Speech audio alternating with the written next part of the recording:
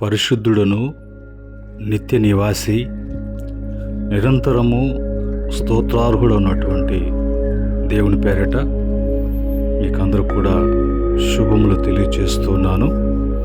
ప్రియమైనటువంటి దేవుని బిడ్డలారా, తిరిగి మరొక దినములోకి వాక్య పరిచర్లోకి మన యొక్క ఆత్మీయ మేలు కొరకు ప్రభు సన్నిధిలో ధ్యానం చేసేటువంటి సమయంలో మనమంతా కూడా ఉన్నాం. ఈ సమయంలో మనము దేవుని వాక్యాన్ని చదివి దేవుని వాక్యాన్ని మనము ధ్యానం చేద్దాం. ఈ దినాన మనము మొదటి రాజుల గ్రంథాలు 3వ అధ్యాయము 14వ వచనంలో ఉన్నటువంటి మాటని చదువుకొని ఆ మాటను మనం ధ్యానం చేద్దాం. మొదటి రాజుల గ్రంథము 3వ అధ్యాయము 14వ వచనములో ఉన్నటువంటి మాటని మనం చదువుకొని ఆ మాటను మనం ధ్యానం చేద్దాం. ఇక్కడ రాయబడినటువంటి మాట, మరి దేవుడు స్వయాన మరి రాజైనటువంటి సొలొమోనుతో మాట్లాడుతూ ఉన్నాడు.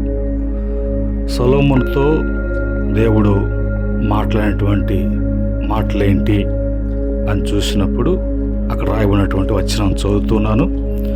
మరియు నీ తండ్రి అయిన దావీదు నా మార్గములలో నడిచి నా కట్టడలను నేను నియమించిన ధర్మమంతటిని గైకొన్నట్లు నీవు నడిచి వాటిని గైకొన్న ఎడల నిన్ను దీర్ఘాయుష్వంతునిగా చేసేదను అనెను.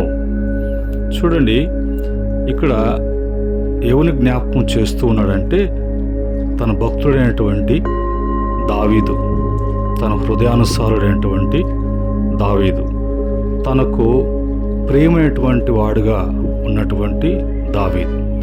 దావీదు ఎప్పుడు కూడా దేవుని యొక్క చిత్తాన్ని తెలుసుకొని దేవుడు ఏ విధంగా చేయమని ఆజ్ఞాపిస్తున్నాడో, ఏ విధంగా చేయాలని దేవుని యొక్క ఆలోచన సంకల్పం అయి ఉన్నదో అవి గ్రహించి అవి దేవుని వాక్యం ద్వారా తెలుసుకొని ఆ విధముగా గైకొనటానికి నడుచుకోవటానికి దావీదు ఇష్టపడేవాడు.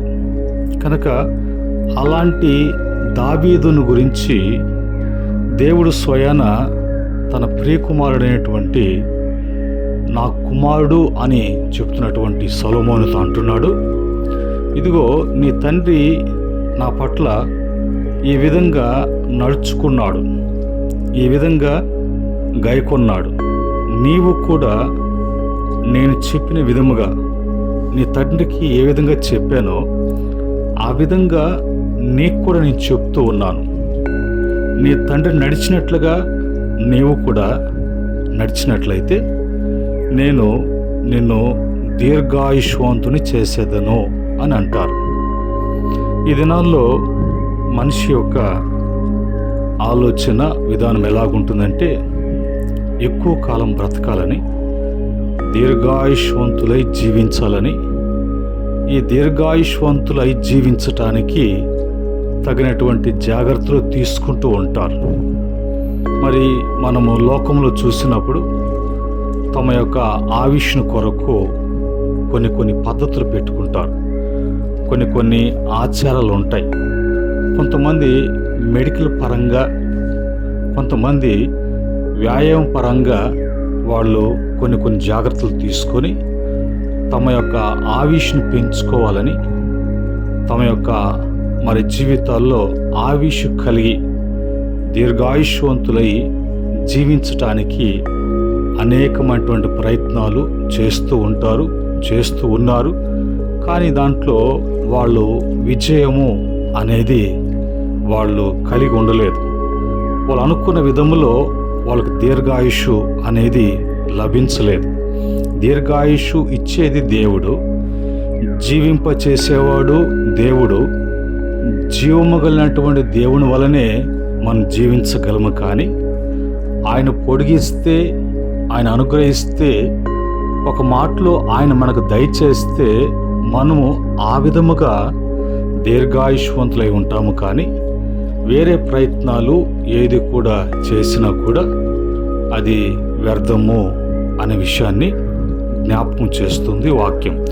అయితే నీవు దీర్ఘాయుష్వంతుడై ఉండాలంటే, నీకు దీర్ఘాయుష్ కలగాలంటే దేవుని వాక్యము ఏమని సెలవిస్తుంది, దేవుని వాక్యము ఏమని ఆజ్ఞాపిస్తుంది, అది మనము వాక్యానుసారంగా చూసినప్పుడు, ఆ విధంగా గైకొన్నప్పుడు తప్పక దేవుని వలన దేవుడు దీర్ఘాయుష్వంతుడుగా చేస్తాడు.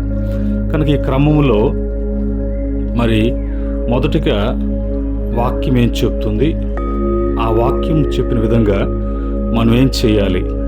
నిర్గమకాండము 20వ అధ్యాయము 12వ వచనములో నీ తల్లిని నీ తండ్రిని సన్మానించాలి, నీ తండ్రిని నీ తల్లిని సన్మానించాలి అనేటువంటి ఆజ్ఞ ప్రభు ఇచ్చారు. నీకు ఇచ్చినటువంటి తల్లిదండ్రులను, మరి నీ తల్లి వయసు కలిగినటువంటి పెద్దవారు ఎవరైనా సరే వారిని గౌరవించే విధముగా, వాళ్ళని సన్మానించే విధముగా ఎప్పుడైతే ఉంటావో అది దేవుడు ఇచ్చిన ఆజ్ఞ కాబట్టి ఆజ్ఞ ప్రకారం ఎప్పుడైతే నువ్వు నడుచుకుంటావో నీవు దీర్ఘాయుష్వంతుడై జీవిస్తావు. రెండవదిగా ద్వితీయోపదేశకాండము 4వ అధ్యాయము 40వ వచనములో దేవుని కట్టడలను ఆజ్ఞలను గైకొనవలెను. దేవుడు మన యొక్క జీవం కొరకు, దీర్ఘాయుష్వంతు కలిగి ఉండటాని కొరకు ఆయన ఇస్తున్నటువంటి ఆజ్ఞలు ఏమిటో తెలుసుకోవాలి. ఆజ్ఞలు కట్టడలు తెలుసుకోవాలంటే మరి దేవుని వాక్యం దగ్గరకు రావాలి, దేవుని సన్నిధికి రావాలి. అప్పుడు అక్కడ తెలియచేయబడతాయి. ఆ విధంగా మరి తెలుసుకొని జీవిస్తూ ఉన్నప్పుడు నీకు దీర్ఘాయుషు కలిగినటువంటి వాడుగా ఉంటావు. మూడవదిగా మరి మూడవ మాట ద్వితీయోపదేశకాండము 5వ అధ్యాయం 33వ వచనములో దేవుడు ఆజ్ఞాపించిన మార్గాలన్నిటిలో నడుచుకొనుము అని అంటాడు. దేవుడు ఏదైతే ఆజ్ఞాపిస్తున్నాడో ఆ ఆజ్ఞ మార్గాలన్నిటిలో కూడా నడుచుకోవాలి, తూచా తప్పకుండా. దేవుడిచ్చిన ఆజ్ఞలో 10 ఇస్తే మరి 9 పాటించి 1 మరి పాటించకపోతే మిగతా అన్నీ కూడా పాటించకుండా ఉన్నట్లుగా అవుతుందని వాక్యం చెప్తుంది. కనుక ఏం ఆజ్ఞాపించాడో ఆజ్ఞాపించినటువంటి వాటన్నిటిని కూడా మరి తప్పక, తూచా తప్పక ఆ మార్గములో నడుచుకోవాలి. తర్వాత 4వదిగా సామెతల గ్రంథము 9వ అధ్యాయం 10-11 వచ్చిన ప్రకారంగా జ్ఞానము కలిగి నడుచుకోవాలి. ఎప్పుడు కూడా అజ్ఞానులుగా జీవించకూడదు. దేవుని వాక్యము మనకి జ్ఞానోదయం కలిగిస్తుంది. జ్ఞాన వివేచ ఆధారమగు ఆత్మను దేవుడు మనకి ఇచ్చారు. ఆ విధంగా ప్రతి విషయంలో కూడా జ్ఞానము కలిగి నడుచుకున్నప్పుడు మరి తప్పక దీర్ఘాయుష్వంతుడై ఉంటాం. తర్వాత 5వదిగా సామెతల గ్రంథము 28వ అధ్యాయం 16వ వచనములో, సామెతల గ్రంథము 28వ అధ్యాయం 16వ వచనములో దుర్లాభమును ద్వేషించాలి. ఏదైనా కూడా నీతితో, న్యాయముతో, మరి యథార్థతతో ఏదైనా కలిగి ఉండాలి. కానీ నీకు సంపాదించేటువంటి నీ రాబడిలో దుర్లాభము, న్యాయంగా కాకుండా అన్యాయంగా వచ్చేది ఏదైనా కూడా దాని విషయంలో వాటిని ద్వేషించాలి. అలాంటివి ఆశించకూడదు. అప్పుడు అందును బట్టి ప్రభు దీర్ఘాయుష్ను అనుగ్రహిస్తాడు. 6వదిగా మరి ప్రసంగి గ్రంథము 8:13 ప్రకారంగా భక్తి కలిగి జీవించాలి, కానీ భక్తిహీనుల వలె జీవించకూడదు. దేవుని బిడ్డలు, దేవుని ప్రజలు అంటే దేవుడంటే భక్తి, దేవుడంటే భక్తి శ్రద్ధలు, దేవుడంటే భయభక్తులు కలిగి జీవించేటువంటి జీవితం ఎవరైతే కలిగి ఉంటారో వాళ్ళు దీర్ఘాయుష్వంతులై జీవిస్తారు. 7వదిగా ద్వితీయోపదేశకాండము 30వ అధ్యాయం 20వ వచనంలో ఏమని రాయబడిందంటే, దేవుని వాక్యమును హత్తుకొని జీవించేటువంటి వారంగా ఉండాలి. దేవుని వాక్యము బట్టి దేవుణ్ణి ఎప్పుడు కూడా విడిచిపెట్టకుండా హత్తుకొని జీవించేటువంటి జీవితం మనం జీవించాలి.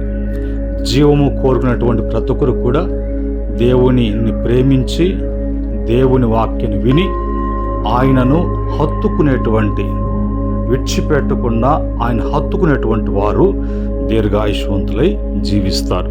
ఈ క్రమంలో ప్రియమైనటువంటి దేవుని ప్రజలారా, ప్రభువు వలన దీర్ఘాయుష్షు కలగాలంటే ప్రభువే దీర్ఘాయుష్యునకు మూలమై ఉన్నాడు.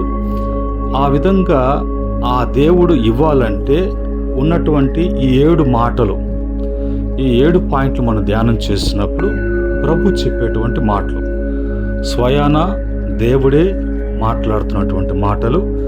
ఆ విధముగా మనము నడుచుకున్నప్పుడు నీవు దీర్ఘాయుష్వంతురాలువై జీవిస్తారు. కనుక ఈ మాటలు మీకు ఆశీర్వాదకరంగా, దీవెనకరంగా, ఆ విధంగా జీవము కలిగి జీవాధిపతి అయినటువంటి దేవుడు దీర్ఘాయుష్నిచ్చి నిన్ను ఈ లోకములో ఆయన మహిమ కొరకు జీవింపచేయునుగాక. ఆమేన్. ప్రేమగల తండ్రి, పరిశుద్ధుడా, మీకు వందనాలైనా ఈ దినాన దీర్ఘాయుష్ను గురించి మీరు మాట్లాడారు. ఒకరు దీర్ఘాయుష్ కలిగి ఈ లోకములో తన యాత్రను ముగించాలి అని అంటే మనుషుల ప్రయత్నాలు, మనుషులు పెట్టిన విధులు కాదు, కానీ మీరు ఇచ్చినటువంటి వాక్యాన్ని బట్టి ఆజ్ఞలో ఆ వాక్యములో ఆజ్ఞలు, ఆ యొక్క మార్గాలు తూచా తప్పకుండా నడుచుకుంటూ జీవించినప్పుడు అవి దీర్ఘాయుష్ కలుగు చేస్తాయని, ఆ దీర్ఘాయుష్ అనేది మీ వలన అది కలుగుతుందని నీ మాటలను బట్టి బిడ్డలు గ్రహించారు. అందును బట్టి ప్రభా, బిడ్డల జీవితాల్లో ఆచారాలు, లోక సంబంధమైనటువంటి విధులు విధానాలు విడిచిపెట్టి మీ వాక్యాన్ని హత్తుకొని ఆ విధంగా దీర్ఘాయుష్వంతులై జీవించున్నట్లుగా బిడ్డలను దీవించమని నీ కృపకు దయకు అప్పగిస్తూ, మరొక దినములో ప్రభు మీరు ఆస్వాదించి పంపిస్తే, మరొక దినాన్ని మాకు అనుగ్రహిస్తే, మరొక దినములో ఆయుష్ కలిగి ఉంటే నీ మాటలు ఇంకా ధ్యానం చేసుకుని కృప దయచేయమని యేసుక్రీస్తు నామములో అడిగి వేడుకుంటున్నాము తండ్రి. ఆమేన్. పరమ తండ్రి, దేవుని ప్రేమ, రక్షకుడైనటువంటి యేసుక్రీస్తు కృప, పరిశుద్ధాత్మ యొక్క సహవాసం మీకును మీ కుటుంబాలకును కలిగిన యావత్తు కూడా సదా తోడై నడిపించునుగాక. ఆమేన్.